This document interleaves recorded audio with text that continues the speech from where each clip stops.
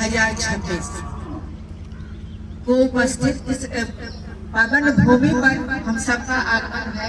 हम सब एकत्रित हुए हैं एक ऐसे महान आत्मा को स्मरण करने के लिए, जिनकी कीर्तियों को विगत 60 वर्षों में कालचक्र के क्रम में शायद कभी समय का उतार चढ़ाव होता है, नई पीढ़ी आती है, उनकी नई मान्यताएं होती हैं और समाज में तरह तरह के विचार का प्रवाह होता है। तो उस क्रम में कभी कुछ हम भूल विस्मृत करने की कोशिश करते हैं।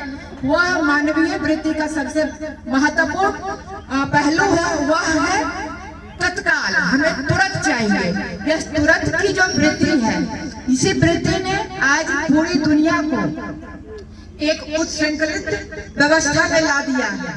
जब हम इनको याद करते हैं तो मुझे बचपन से ही मुझे बताया गया कि जब मेरा जन्म हुआ था तो हॉस्पिटल से मैं मधेपुरा के इनके बनाए हुए उनके मकान ही शायद इस इलाके के सभी पारिवारिक जनों का वो आश्रय और निवास स्थान हुआ करता था। तो मुझे हॉस्पिटल से वहीं लाया गया और बचपन से ही मैं अपनी दादी के शब्दों में सुना करती थी कि वो उनके लाल बाबू की क्या महानता है और मैं अपने पिता से उनके लाल नाना जी की। तो मेरी स्मृति में हमेशा ये दो ही पहलू थे, मेरी दादी के लाल बाबू और मेरे पापा के लाल नाना जी।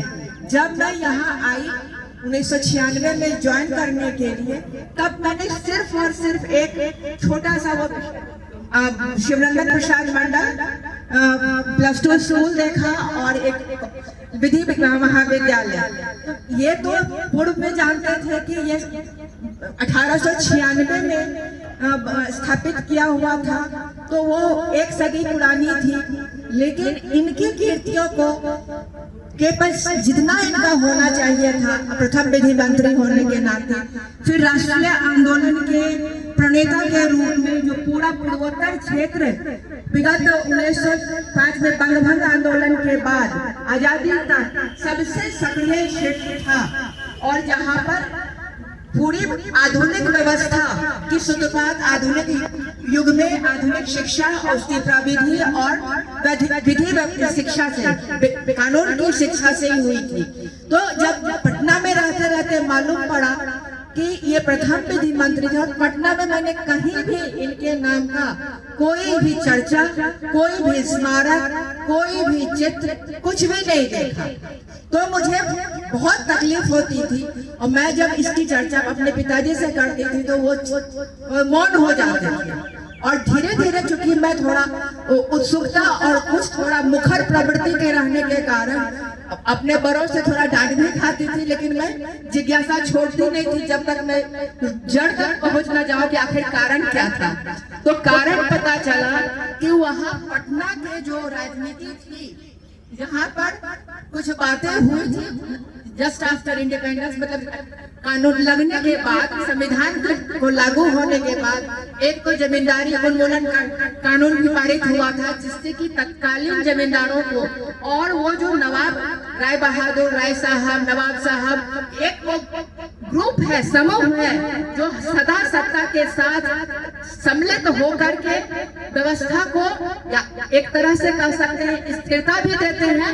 लेकिन जन कल्याण, जिनके लिए, जिनका नाम ही शिव है, कल्याण है, और आम व्यक्ति एक जनसाधारण, जिनके लिए उन्होंने राष्ट्रीय आंदोलन का संघर्ष हुआ था और गांधी जी ने उन सब पूरे देशवासियों को आंदोलित करवाया था और सब लोगों ने जागरूकता के साथ अपनी अपने पेशे छोड़ करके पूरे बिहार में यह जन आंदोलन राष्ट्रीय आंदोलन के रूप में परिवर्तित होकर के जमीन तक पहुंच गया था। लेकिन जैसे ही आजादी प्राप्ति, वो आजादी एक खूनी आजादी थी जिसने इस देश को आज तक ये भाई भाई में, गांव गांव में दीवार ही नहीं, कटीली झाड़ियां उगा के रखी है कि हम परस्पर एक दूसरे पे विश्वास नहीं करते हैं।